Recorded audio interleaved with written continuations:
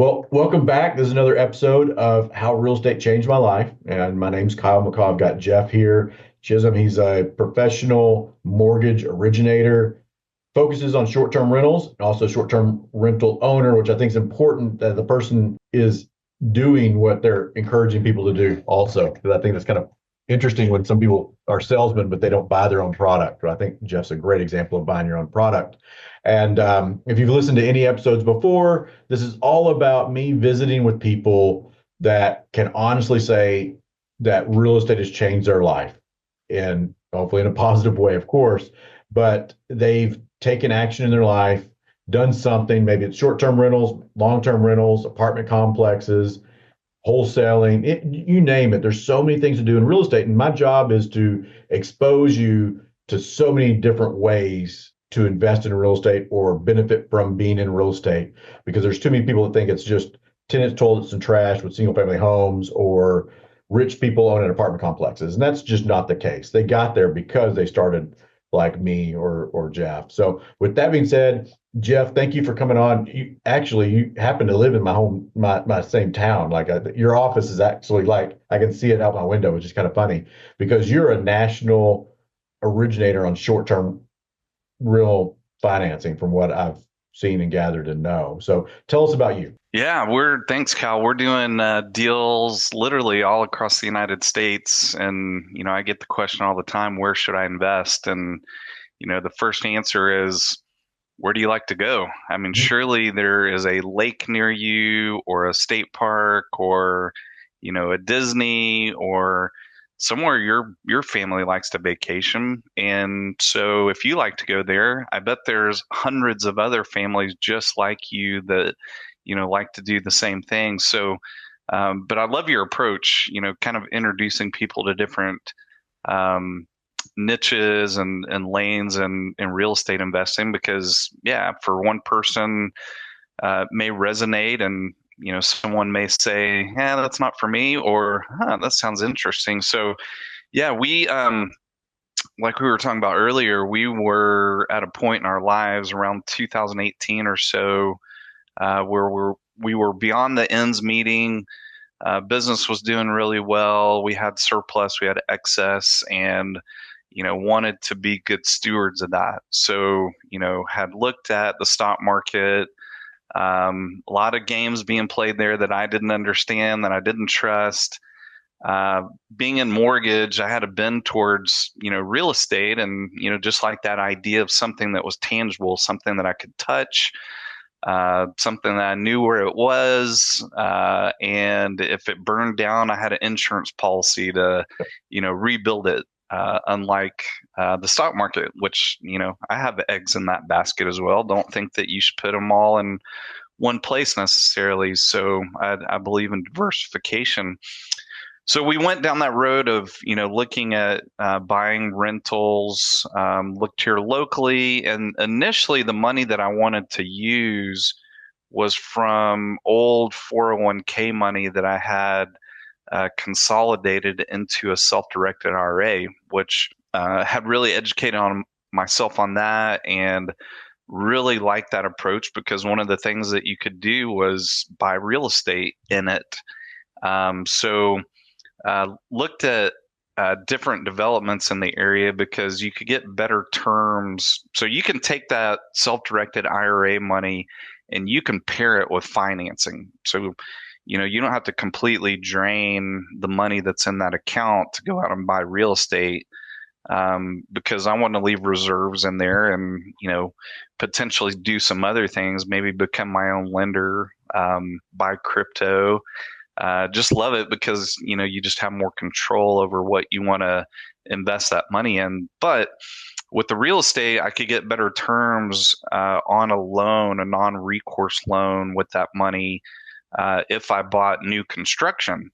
So, I mean, you're probably very well aware of this, Kyle. There, back then, 2018, 2019, developers didn't want to sell to investors, Yeah. in new development. So ran into that roadblock, and like a lot of other things in life, you run into roadblocks, you got other things going, it kind of gets put on the side. And kind of in the interim, we're living life, we're traveling, and as a family of, with four kids, we had come become accustomed to staying in short-term rentals versus hotels. You have to. Yeah, it just makes more sense, especially when you have younger kids. You don't want to put them in a different room or, kind of have uh, everyone spread out. You want to be under the same roof. And so, yeah, we were staying in short-term rentals and eventually came to, a couple of trips where we stayed in properties where we were like, gosh, we'd love to own one of these one day. And so that kind of evolved to staying out in north central Arkansas, where Ozarks, beautiful lake, beautiful home, and it was hopping on Zillow, of course, realtor.com, and looking at the real estate prices, and I was like, oh my gosh, this is so much more affordable than most of the United States. So that was about 2020, and that's when we decided, hey, let's move forward with this, and um, went on a tour of properties, found a lake house, lakefront, just absolutely beautiful. And what's crazy is this property that we ended up buying, very unassuming from the front. In fact, I didn't even have it on the list to go look at. And we had looked at four or five different properties, and our realtor said, hey, I've got one that I think you should really look at. It's in this community where they've got side by side trails, they've got bowling alley, putt putt golf, they've got restaurants. And I was like, well, that Nice. sounds, yeah, great for, short term rental property. And, going back to what does your family like to do? That's kind of, what is my family going to do once we get there? Is it going to be just looking at the lake, swimming in the lake, or are there more things to do? So went out, looked at this property, stepped in the front door. It's one of those houses where you can, walk in the front door, see out the back because it's just solid windows. And when we looked through the back, you could just see trees, and looked at my wife and I was like, I think there's something special back there. And so we walked out onto the back deck, and sure enough, just this amazing view. And we basically walked back in and said, hey, let's put an offer on it. So, but with all that said, what our family and the value that, we really saw through that whole process is our kids got to see us take action. Mhm. We didn't want to be parents that just kind of talked about doing a lot of things and, hey, we got this dream. And I just never wanted to be that person that, on their deathbed had a bunch of regrets, and, your kids looking at you thinking and saying, well, dad talked about doing a lot of things and had a lot of dreams and never really acted on them. So that really fit in kind of that mindset of being action takers, was, taking this leap in faith. Back then we really didn't know what we were doing when it came to short-term rentals. We just knew, we booked on them. We knew we had that outlet to market them on, or market the property on.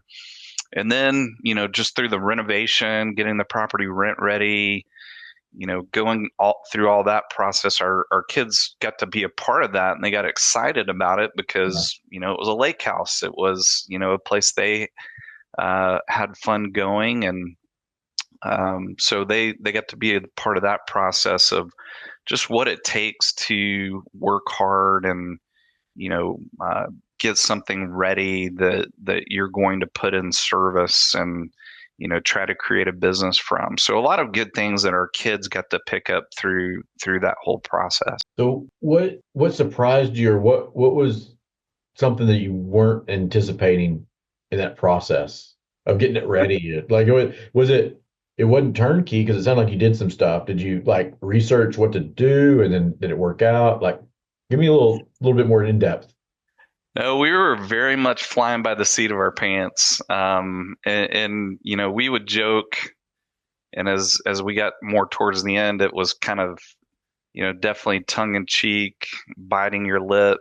Uh, just this phrase of, hey, if it was just us, we wouldn't be spending this kind of money on the Yeah, property. I believe you. Uh, it definitely was, hey, we're kind of going above and beyond here because we want this property to stand out. We want it to, be nice. But part of that was is we wanted a nice place to stay when we went there as well. So yeah, you know, this property never had a safe path down to the lake, so we had to put in all of that substructure, which the house sits up, well above the level of the lake, so it's a pretty significant drop. Call it the eighth wonder of the world, these steps that had to be put in, and the structure, or the all the drainage that had to be done, and then the driveway was original, so all these machines tore up the driveway. We had to put a new driveway in, which ended up being great because then we added like an RV pad to it, or a place where people could boat or back up their trailer and not have to unhook it from the truck. And so we did a lot to it, but it's definitely something we can be proud of now. And going back to creating memories for, or helping families create memories. The other question that I get is, what kind of property should I buy? And I'm a firm believer, if you can buy a property that supports multi-generational stays, it will help you be successful as well. Because as you can imagine, 20 something kids with their own kids now, and the parents are trying to facilitate these family get-togethers. If you can support those type of multi-generational stays, you're going to have a long line of clients for the future, because people are always looking for those types of properties to facilitate those family gatherings. So I know a little bit about the property, but you mentioned something that you said real quick, and I don't know if people caught on to it, but it was, if it was just y'all, you wouldn't put this into the house, or you wouldn't do this. So can I read in between the lines and say, because you're renting it out and it's an income generator, you're able to do more fun stuff or things that you would have really wanted that you wouldn't have been able to afford to otherwise, or justify, or to get things past the wife who might not want you to have something crazy, big, elaborate, indulgent? Yeah, absolutely. It was, and I see this with a lot of short-term rental owners and just their listings where, you know, if those were just real estate photos, someone had that property on the market to list for sale, those would be beautiful photos and a beautiful property. But a lot of the properties that I see, my first question is, well, what am I going to do with my kids once I get there? Yeah. Like, I'm worried they're going to destroy this house. So we didn't want, something so fragile looking that, people were afraid to book it because they didn't know what their 4-year-old was going to do to Mhm. it. So, that's the idea of, okay, I probably wouldn't have brought in a pool table if this wasn't going to be a short-term rental. Right. But, what are people going to do? What's going to be a draw? The second level deck is what I call the game deck. So, it's got a ping pong table out there. It's got cornhole boards. It's got the big, giant Connect Four setup. So, yeah, you start thinking about, we've got to bring the fun factor to Mhm. the property.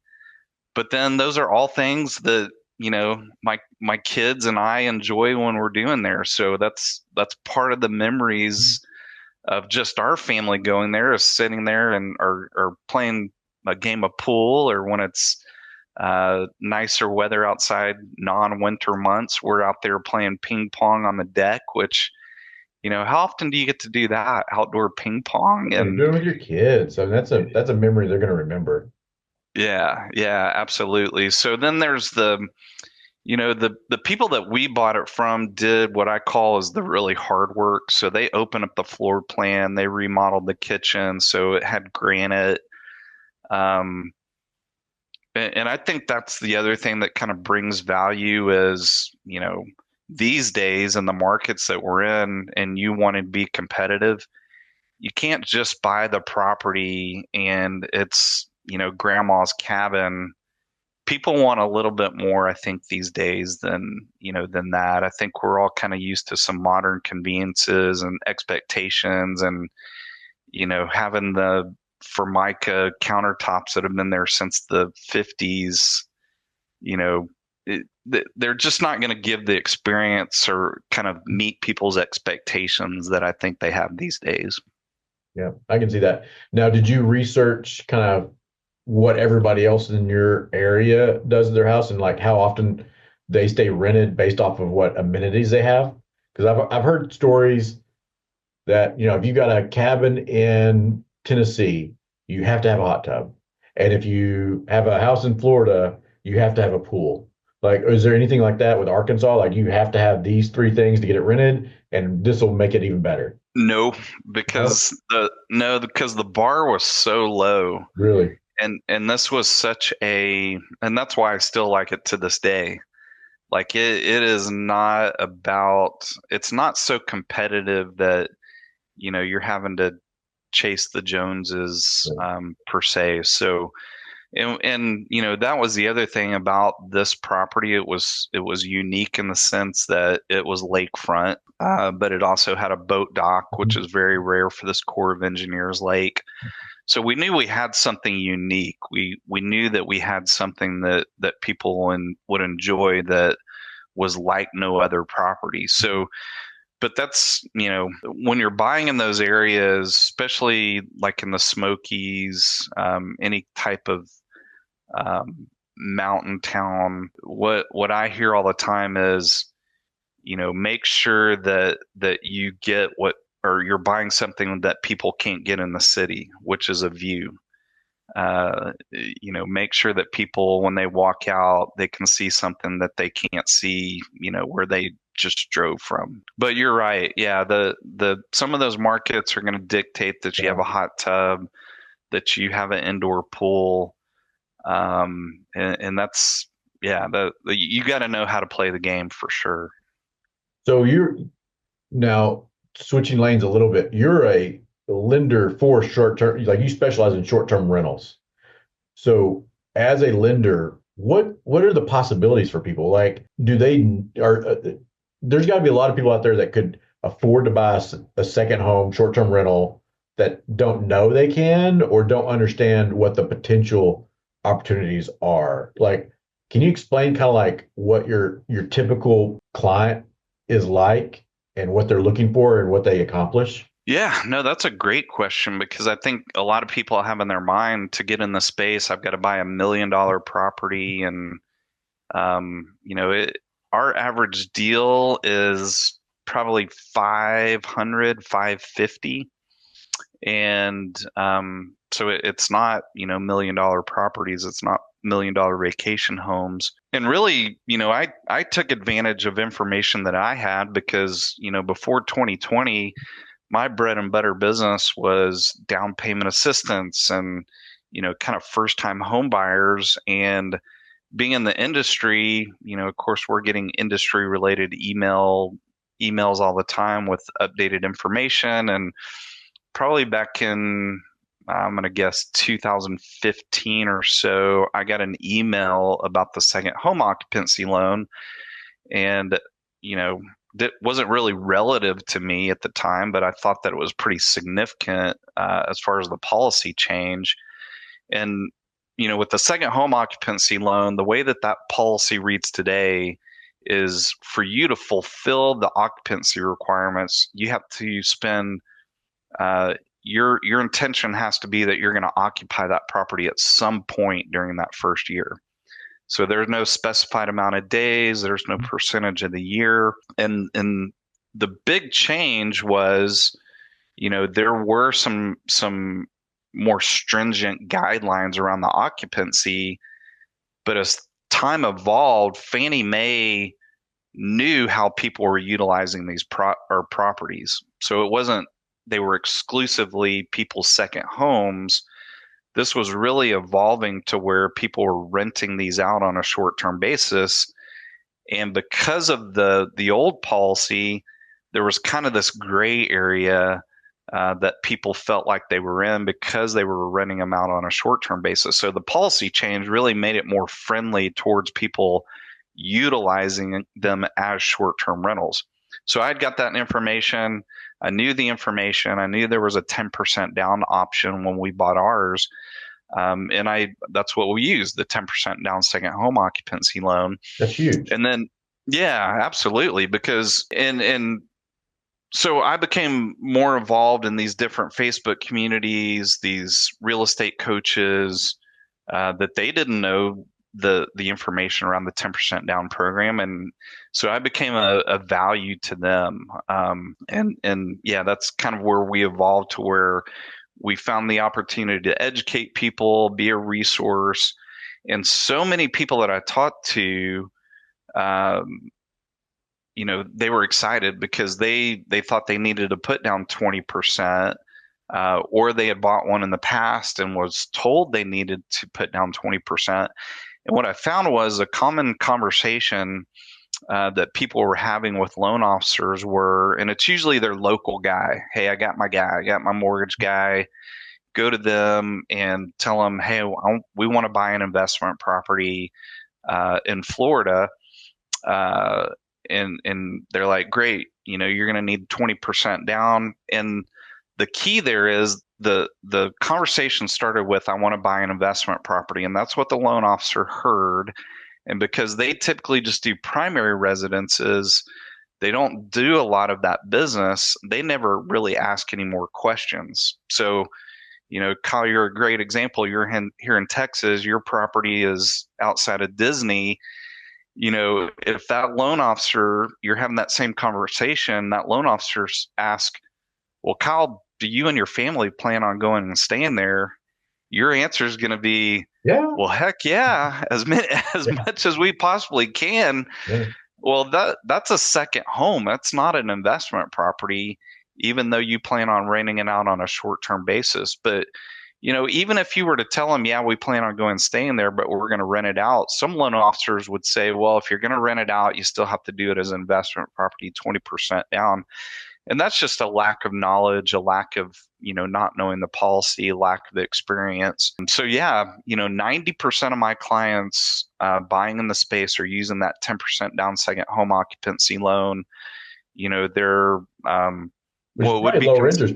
Is it a lower interest rate than a investment mortgage?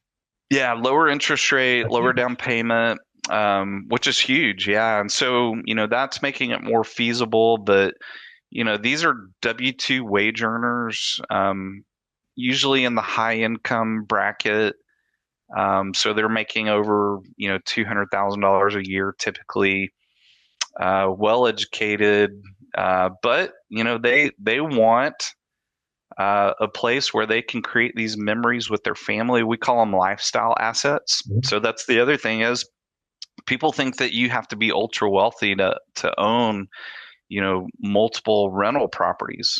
And the truth is you can have up to 10 mortgages in your name, and there's nothing to say that all 10 of those weren't originated as the second home occupancy loan. So, it's this idea, and most of my clients that I talk to are looking to build a portfolio of these types of properties, and they can kind of go around the country and travel to these different areas, and they've got their own place where they're creating memories, but other people are paying for it through these short-term rental stays.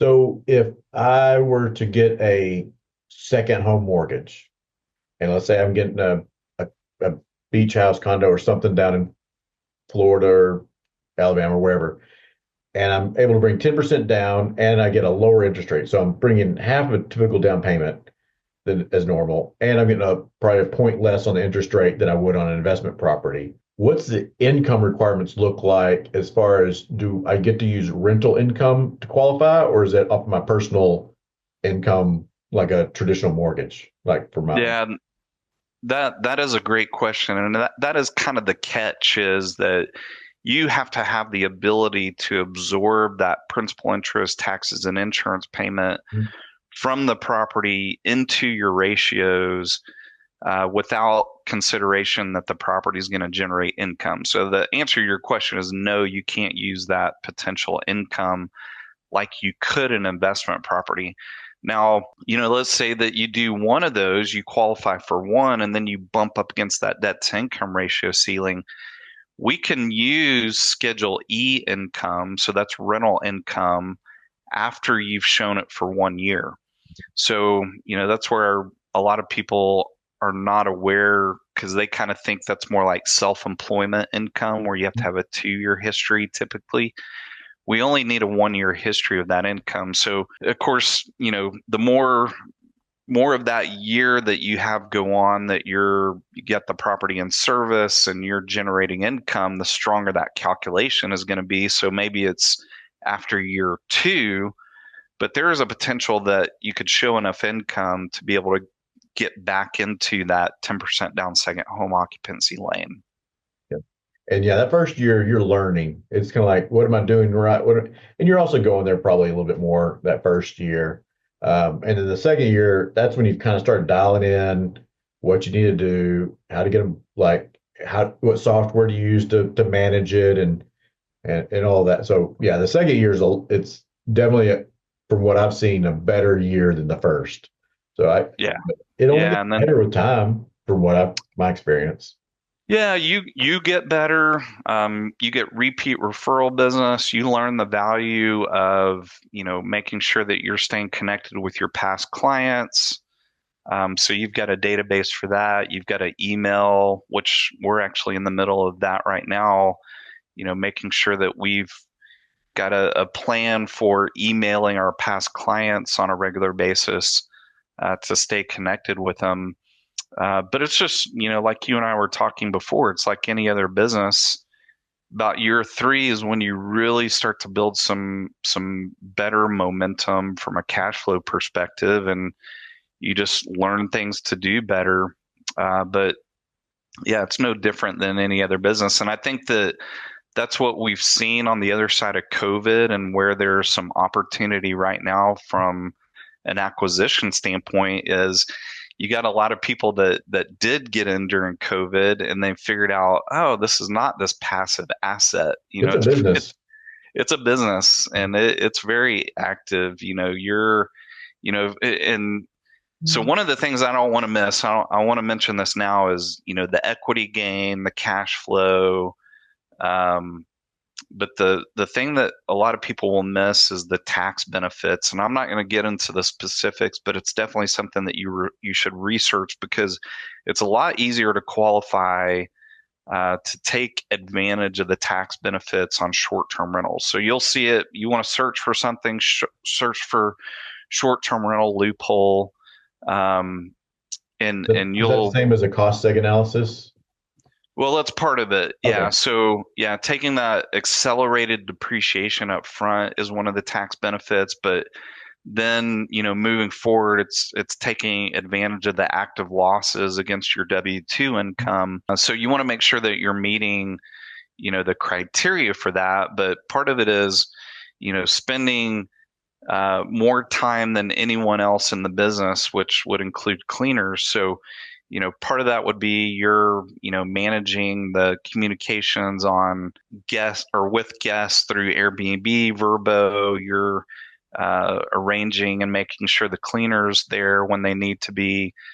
So it's not, it may be 4 or 5 hours a week. It's not a full-time job. It's not even really a part-time job, but it's not passive. It's, Yeah. it's not like a long-term renter you're not going to hear from very often. But and then there's, like I have a co-host, so they're not a property manager, but they help me with some of the correspondence with the guests. But yeah, research the tax benefits, because that's definitely one of the benefits you don't want Oh, to. it's huge for me because I had maybe a really good year, and buying that real estate made it, that accelerated depreciation. That's a game changer for me at times. Yeah, yeah, you can. rough math. Again, I'm not a CPA. I'm not qualified or licensed to give information, but based on others' experiences and my own, it equates to um, close to your down payment, if not a little bit more, your 10% down payment, as far as what you can get back from that uh, cost segregation, accelerated depreciation up front. So your property, you live in DFW, Dallas Fort Worth, Texas, but your property, you said, is in north central Arkansas. Does that scare you having a property that far away? And how do you manage it? And how do you feel comfortable with what's going on there? Yeah, so we have two up there. We ended up buying another one. Um, we ended up buying a golf course cabin. So I talked about that self-directed IRA earlier. We ended up using that to buy the golf course cabin. And it was one of the first properties that we looked at because it was that quintessential cabin in the woods, Mhm. ended up it was in the middle of a golf course, which was great for groups of, guys coming through and, that wanted a place to play golf and, come in at the end of the day and grill something and hang out and watch TV. But it wasn't a great place for our family to hang out. But it had a 10-year history as a short-term rental. So as far as being a full-time rental, and using that money for that purposes, it's been great. Exactly what we were looking for. And the day that we decided to make an offer on that property, which they had taken it off the market because it was so busy and hard to show, which was great. But the day after the GameStop Reddit stuff happened, all that market manipulation was the day that we decided, yeah, let's invest this money in real estate. So it's that whole, I don't trust the games that are being played, but yeah, as far as, what goes on with the property and in this day and age that we live in where it's so easy to connect with people electronically, our lake house, for example, got into one of the community pages there, just threw out, a request that I was looking for a handyman. And this lady responded, "Hey, we just moved here. We retired here. I need something for my husband to do." And yeah, well, he ended up being a retired master builder from Michigan. And so, talking about someone who can do anything that I need him to do. I Mhm. mean, the guy used to build custom homes for a living. So for him to, fix a cabinet door is pretty easy, but, very reliable. They're there in the community. They're going to be there forever. They don't want to create a bad name for themselves. So, it's just a matter of finding trustworthy people. And, it's a lot easier these days than it used to be. So like your cleaner, are they like live in the neighborhood or they live nearby? And like, how do you handle trash? Like just little things like that. Like it accumulates, but you have to get it to the curb and back, or how's that work? Yeah, that's a great question. So we have two of the, big rolling carts to make sure that we don't run out of space. Uh, we do put a label out and on the instructions that Friday is trash day. So if you're there, on a Friday, please roll it out to the street. But otherwise, our cleaners are going to get it out to the street, and typically we have that backup that's there. And then our golf course cabin, we actually have a mini dumpster. So we never run out of capacity there, and it's kind of tucked back, and we've got a service that we pay that comes out on a monthly basis to empty that. But it can be a challenge. Yeah, that's one of those kind of practical things that you end up having to come up with a solution for. And hey, I'm one of those guys that I like a good challenge. I like to come up with solutions, Yeah. so that's kind of Well, fun and for if me. you solve a problem that the other people haven't, then that's your competitive edge. So when I was looking at properties in Florida, that was one of the things is like, well, this house is like 100 G's less, similar quality and everything. But man, I'd have to like figure out how to get the trash out every week. And I'd have to figure out electricity and or cable and internet and then security or like how do people get there approved or not approved to come into the neighborhood? And then so I ended up paid a little bit more, a little nicer area, but gated. But then I have a bench and people come pick up the trash from that you put in the bench every day. Like they have people that come through the whole neighborhood pick up trash every day. I'm like, that is such a huge deal to me. That doesn't seem like a big for my house here in Keller. I, the trash isn't. It's not even on my top 10 things to do in a day. But that short-term rental, like that could stack up really big, especially if you've got multi-generational. Everybody's using paper plates. That stuff adds up quick. And then just little things that you just don't think about. It's like, how do I make these things work so that people have such a great experience that they're happy when they leave? Because those 5-star reviews are very, very important. So yeah, figuring out how to those problems and figuring out how to solve them makes you Yeah, competitive. absolutely. Well, and it's, it's part of the journey, it's part of the process. And I really do think that the people that achieve significant things in their life and achieve significant levels in their life are the people that can overcome obstacles and they're not afraid of obstacles. And so, and not everybody's created for that. I think we all have our place in the world, but the people that can overcome obstacles and they like challenges and they're not afraid of it. They're action takers. They're going to get to different places in life than others will. One of my favorite stories is our golf course cabin didn't have internet, so they had satellite TV, and then they just told people, "Hey, sorry, we just don't have internet," because Mhm. everybody wants to know the Wi-Fi password as soon as they walk Yeah. through a door of anywhere. It doesn't matter where you are, and so that was, something that I thought wasn't right. We needed to find a solution for. And so some solutions you just fall into, Mhm. but you've got it on your radar. And so I was switching offices here in the Dallas Fort Worth area, and they didn't have the internet hooked up yet. So I had to go down to T-Mobile, find a mobile hotspot. It didn't work worth a darn. Like here in the Dallas Fort Worth Metroplex, I could barely get a bar and it was very unstable. So I had this thing, just sitting around. I was like, you know what? I'm just going to take it to Arkansas, see what Mhm. it does. What's the worst thing? It takes up space, in our Mhm. car, which, very small, very smaller than a loaf of bread. Go up there, hook it up. I get 5 bars, and I've been running streaming TV, got rid of the satellite, was able to provide Wi-Fi, but it just, so funny that it wouldn't work here, but it works amazing in rural Arkansas. That's interesting. But in satellite, it's not as dependable, in my opinion, as it used to be. Like it's just I got rid of my dish last month. You push a button, it takes forever. But when I do internet TV, I'm like click, click, click, click, and it's so easy. It's kind of like I can drop that $200 a month and you're switch it and you get internet. So yeah, that's definitely a benefit.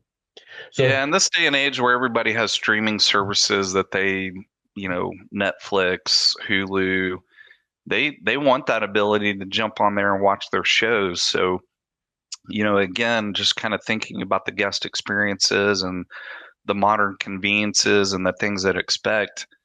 Yeah, you've got to have those. They're kind of, non-negotiables. Well, here's another question. How do you get your guests? How do they find you? Is it Airbnb, Booking.com, friends and family? What is it? Yeah, 95% of our business comes from Airbnb. We've got a great opportunity to market better for sure, which a lot of that I did last year for the off season. So I was trying to target, it's funny that you say about you talk about performances because performances of the property as time goes on because that very first year we were booked every single day of June, July, and August from a cash flow perspective, which my wife was very clear up front. We're going to use this property when we want to. Okay. And so, the problem with that first year is in July, every day was occupied.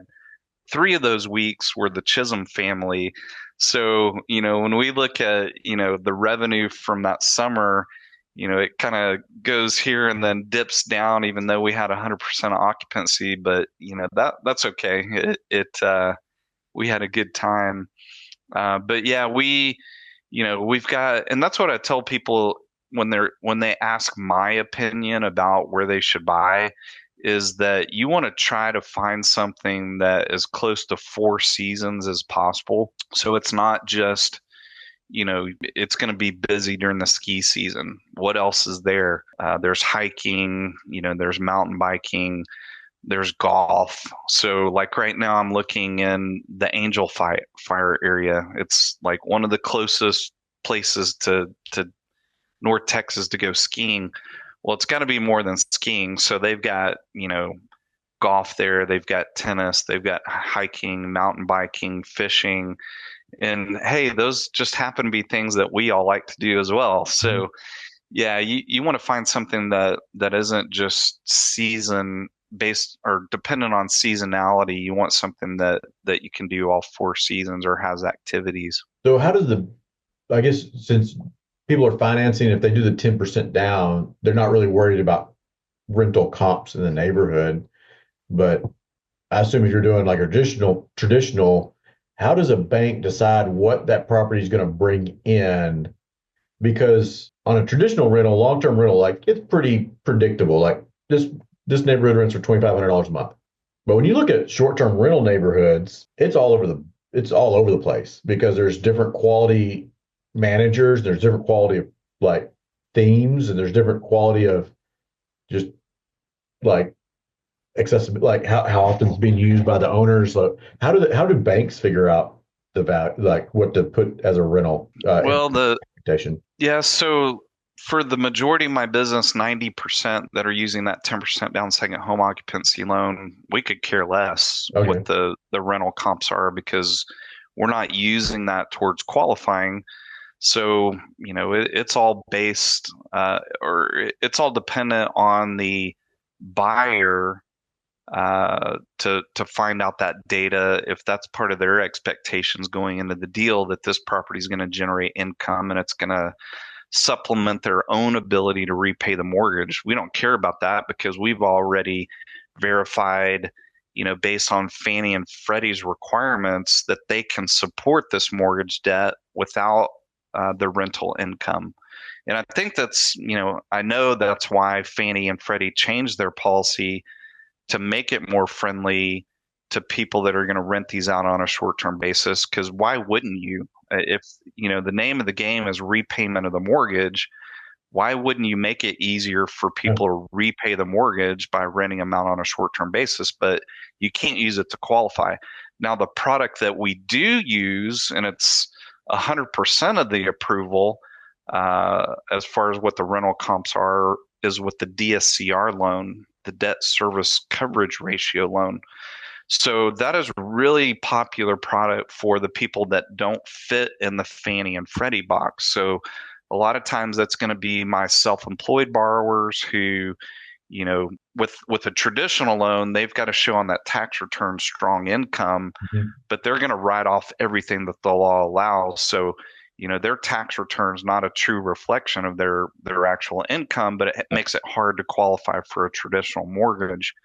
So I can a relate. lot of those, yeah, yeah, exactly, and rightly so. So um, a lot of those clients will go with the debt service coverage ratio loan, where we're not looking at personal income at all, really. And I say really, we're really not looking at personal income. So you're not going to use your income to qualify. The approval is going to be based on the property showing that it will cash flow. Gross cash flow will match the principal, interest, taxes, and insurance payment. So that product was originally designed for long-term rentals, so that what a lot of people would consider a conservative ratio, we're blowing out of the water in the short-term rental market. So, if we're doing these deals in, the Smokies, coastal areas, areas where short-term rentals are prevalent, we're going to be able to pull data from various sources. They're going to show we're well below or well beyond that 1-to-1 ratio that we need for an approval. You make it sound so easy. It is. That is the easiest loan that we do. And, it takes experience. Mhm. You can't just call your local guy and say, hey, I heard about this loan where you don't have to use my income and I want to go buy this property in, the Smokies and I don't want to have to submit my tax returns. First of all, they may have never heard of the product, but they're certainly not going to do it. And they may be in a situation where they can go, and that's the other thing that I come across is, well, I'll go shop your deal with a bunch of investors and get you the best rate. When it comes to this product, you really want to know what the investor will do. You want an originator that has a relationship with the investor, because you can get sideways on these deals if you don't know what they'll do. And so that's the other advantage that we have is we've dealt with the same investor for the past 4 years. They love short-term rentals. They've never waned from their appetite. So, we can use a service called AirDNA, which if, you're getting into the space or interested in the space, I highly recommend going and getting a subscription to, because it's going to show you all the market data. So it's going to show you what we'll use is, if we've got someone that's looking at a 4-bedroom, 3-bath, it'll accommodate, 12 people. Those are the comps that we're going to look at. So it's going to show us, revenue projections, revenue from individual properties. So that's typically what we're going to use when we're talking to someone about using a DSCR loan for a certain market area. So we can give someone the green light up front as far as how favorable it looks for an approval to use that product. I've used AirDNA, and it's a really good program. You have to watch a few things because, especially if people are using it, like using the property, like that doesn't, you don't know if that's income generating or not. Like, do they have it offline or online? You just show that it's not available, so you're not 100% sure. But what I love doing is what I did is I would take the top producing properties in my community, and then I would figure out, okay, these are the top 5 producers. What commonalities do they have? And it was strollers or hot tub. There's just different things or certain types of video games. So those are what I made a point to put into my property based off the top performers. And then another thing that you can do that I found is just a fun project is to go into my reviews and then reviews of other properties and then upload those into like a chat GPT or Grok and say, hey, what are the most popular points of the properties in this community? And what are the negative points? And then what can I do to my property to make it more appealing? So it's very, like, you can really analyze, you can get really deep into what people are looking for and then what people are really excited about. Like mine, like I can go through my reviews and I can tell you exactly what everybody loves the video games because it keeps the kids occupied and they just stay in that game room the whole time. And then they love the hot tub. My house has a hot tub. Most don't. They have like these spas, but not like full hot tub. And the parents get in the hot tub at the end of the day and the kids are in the game room. And I'll get the ones that just checked out the other day. That's exactly what I said. Hot tub, game room. So that's what I double down on. And I make sure that my marketing pushes those products out on there. Yeah, I mean, you got to make it easy for people. And who would have known that a pack and play would have so much value? But At that, you go back to the day and time when you had young kids, and you're like, do we need a U-Haul everywhere we go because we have so much. We need a high chair, and we need a stroller, and we need a. But yeah, if you can provide those things, then yeah, you're creating value and you're creating an easier place for people to stay and travel to. yeah, my people, a lot of them hop off of a plane. They rent a car and they drive over to the house and then pack and play, crib. I've got strollers, and then I even put out ponchos because it rains every day at 2 o'clock. So I've got ponchos out there for people. So when they go to the parks, whatever, they got ponchos. that gets a lot of positive feedback because it's a little bit above and beyond. I buy those on Amazon by the gross, which is like Mhm. what 12 dozen. Like so I like it's I've got cases of those things. So it's less than $1 a piece. But if you go to Disney World and buy a poncho, you're looking at like a small mortgage. But Yeah. these things are just free and like it's okay if you throw them away because they're just cheap dollar ponchos, but people swear by them. Well, and yeah, and when you can provide something like that, it's one of those, wow, I didn't think about that, but gosh, I sure do appreciate that because we would have been in trouble if they wouldn't have set those ponchos out for us. Yeah, just little things like that. Well, I don't want to take up too much of your time because I really appreciate the investment of your time in this. And I think that you have so much value to share to people. And it's a different insight because everybody else I've talked to, they bought short-term rentals or they bought apartments, but they didn't understand the financing behind it or what the options were. And you're what you're doing is kind of rare as far as underwriters. So it's really neat to know what the options are out there. So thank you for sharing. And what I'm going to do is I'm going to put your information below where it's on YouTube or if it's on I guess Spotify or all the different places these podcasts go. I want to make sure that you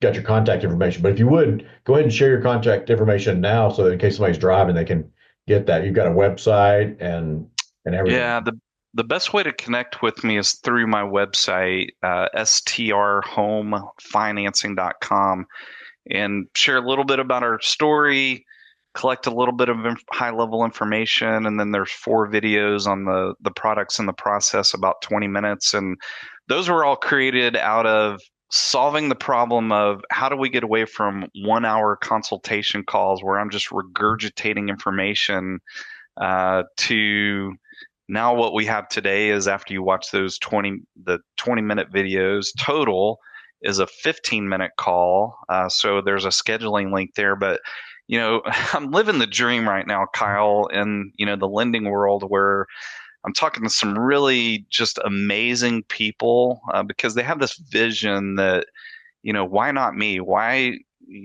couldn't I own one of these properties? I want to do these things and create these memories, and so just really cool people like that wanting to do cool things in cool places. So it's so much fun, and so I'll talk to anybody. So yeah, don't uh don't shy away from scheduling a call. I love to have these conversations with people. And all your friends have cool places to stay. That's the thing. You got a connection everywhere now.